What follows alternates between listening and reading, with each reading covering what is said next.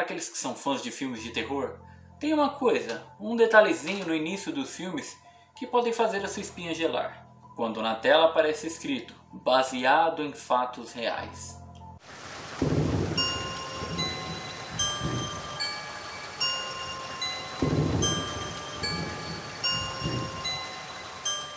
Muitos de vocês já devem ter assistido o filme Invocação do Mal, não é mesmo?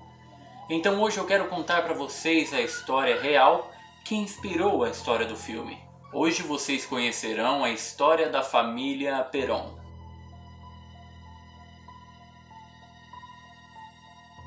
Tudo começou quando Roger e Carolyn Perón se interessaram pela compra de uma fazenda, a Fazenda Arnold. A propriedade, por sinal, era bem antiga e havia sido construída em 1736 e ficava localizada na cidade de Harrisville, em Long Island. A fazenda era bem grande, um ótimo lar para um casal com vários filhos, e eles tinham 5 filhas. Após se instalarem na fazenda, Nancy e Christine, 2 das filhas, compartilhavam um quarto. Outras 2, Cindy e April, estavam em outro, e Andrea, que era a mais velha, tinha o seu próprio quarto. Porém, logo nos primeiros dias da família morando na Fazenda Arnold, eles notaram que algumas coisas estranhas estavam acontecendo, e então eles procuraram saber qual era a história daquela propriedade.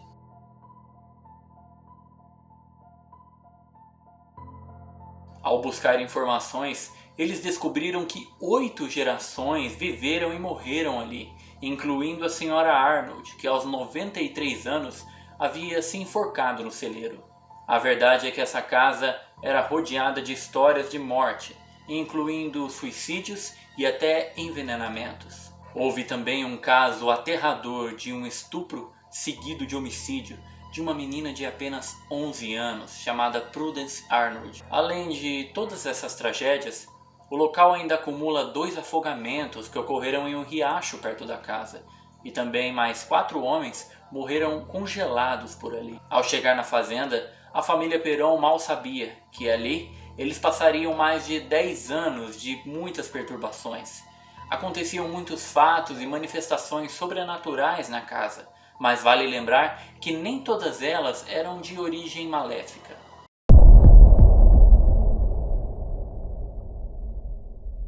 Logo no início, quando se mudaram, eles relataram algumas vezes que algumas manifestações aconteciam, mas nada de origem má, nada ruim. Pareciam até espíritos bondosos. Segundo os relatos da família, não eram acontecimentos simples como portas rangendo ou objetos caindo. Eles realmente chegavam a ver os espíritos. Eles relataram que um desses espíritos tinha um aroma de flores e outro ia todas as noites no quarto das meninas dar um beijo de boa noite. Havia ocasiões em que eles ouviam durante a madrugada um barulho como se alguém estivesse varrendo a cozinha. E quando chegavam lá, a vassoura estava em um local diferente do qual haviam deixado. Outra aparição inofensiva que eles notaram foi denominada de Manny, e era um garoto que observava as crianças durante todo o dia.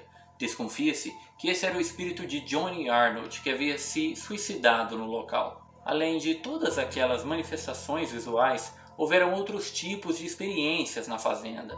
Certa vez, um aparelho de telefone flutuou e caiu no chão. Isso era comum por várias vezes objetos estarem flutuando pela casa. Cadeiras eram puxadas quando algum convidado da família Perón estava sentado, e muitas outras coisas.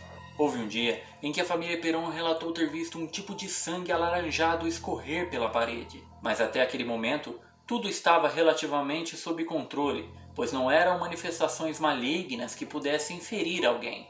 Mas, logo, tudo isso mudaria.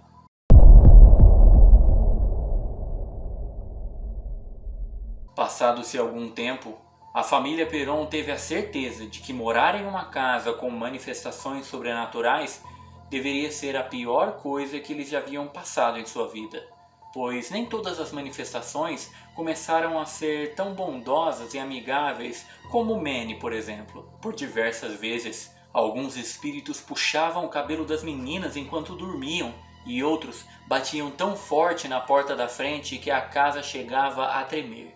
Portas se fechavam sozinhas de maneira rotineira, como se não fosse nada, e outras ficavam estáticas no lugar sem se mover, não importando quanta força fosse aplicada a elas. Cindy, Uma das filhas do casal Perón, com apenas 8 anos de idade, sofria com uma entidade que ficava em seu ouvido dizendo dia e noite que haviam 7 soldados mortos enterrados nas paredes da casa. Eles também não conseguiam dormir, pois havia um espírito que passava a noite toda emitindo sons de choro e clamando pela mãe. Apesar de todas essas perturbações, no entanto, parecia que a que mais sofria com as manifestações era Carolyn, a mãe da família. Carolyn sofria com arranhões, beliscões e vários outros tipos de maus tratos. Havia um espírito em particular que provavelmente causou um dano sério a eles, mais especificamente às garotas, mas a família Perón nunca entrou em detalhes sobre isso. Numa entrevista certa vez, Andrea Perón disse que ele era um espírito masculino e que não era nada bom tê-lo em uma casa com muitas meninas. Infelizmente, a família estava vivendo esse terror e não havia como sair dele naquele momento, pois haviam investido todo o seu dinheiro na compra daquela propriedade. Vamos falar agora sobre aquela que talvez seja a manifestação, a entidade mais maligna que já foi notada naquela casa.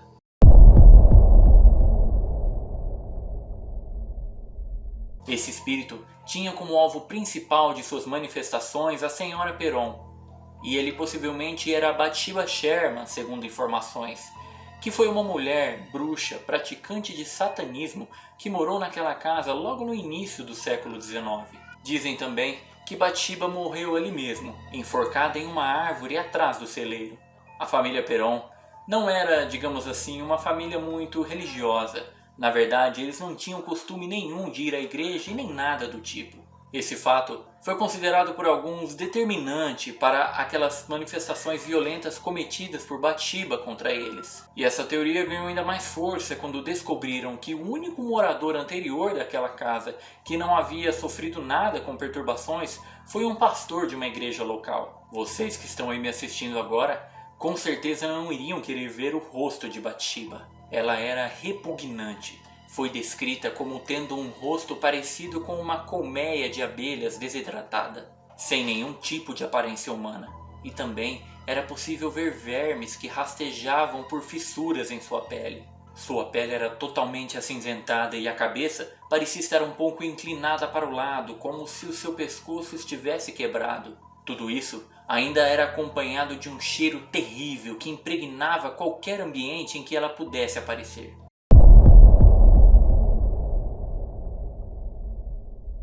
A história diz que Bathsheba teria nascido em 1812, ali mesmo em Rhode Island, e em 10 de março de 1844 teria se casado com Judson Sherman. Ela nunca foi bem vista pela comunidade local, foi acusada até de matar o seu próprio bebê como sacrifício.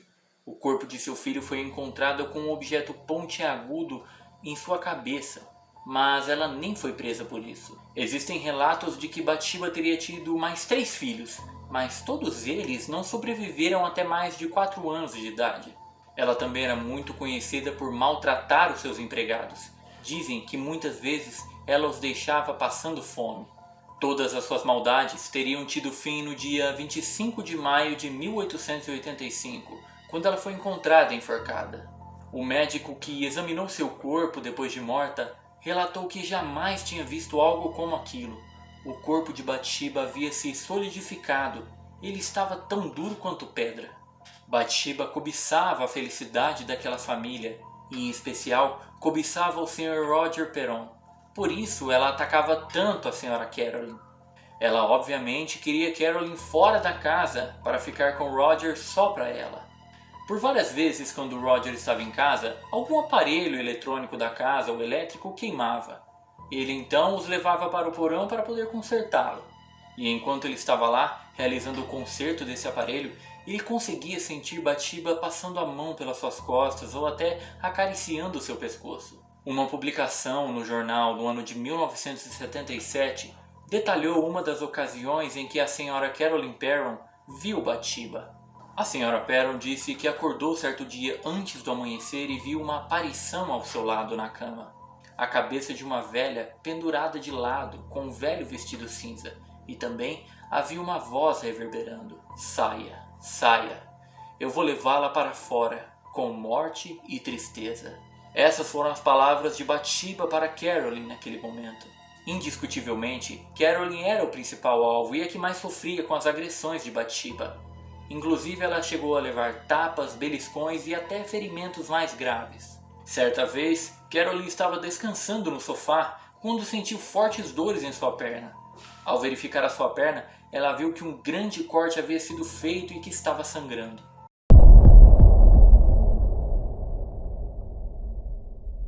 Logo, as manifestações se tornaram cada vez mais agressivas e o espírito começou a tentar possuir Carolyn.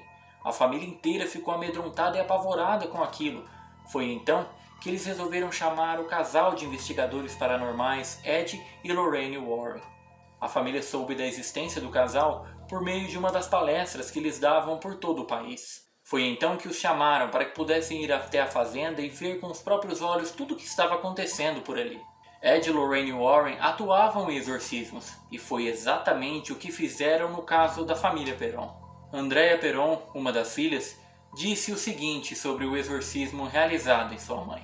A noite em que pensei que veria minha mãe morrer foi a noite mais terrível de todas.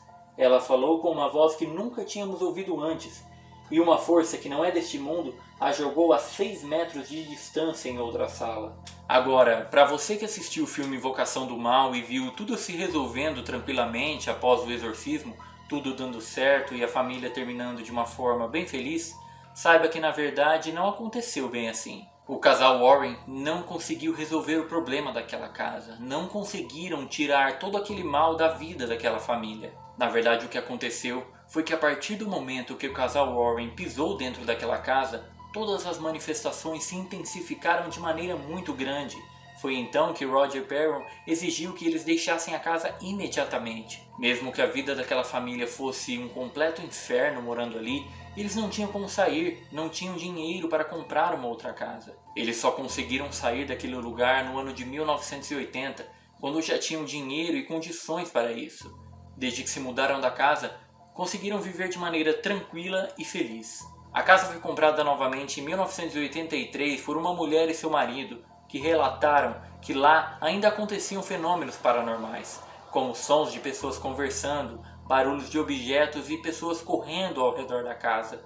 Relataram também ter visto uma espécie de névoa que passeia pelos cômodos da casa e uma vibração tão grande nas paredes que os fez pensar que a casa poderia desmoronar. A casa até hoje está de pé e com certeza é uma casa para quem tem coragem. Se você gostou desse vídeo, deixe o seu like e se não for inscrito, inscreva-se no canal para não perder nenhum dos próximos. Novamente, eu venho pedir a vocês que compartilhem esse vídeo com 2 ou mais amigos para ajudar no crescimento do canal. E mais uma vez, muito obrigado por estar comigo até aqui e até a próxima.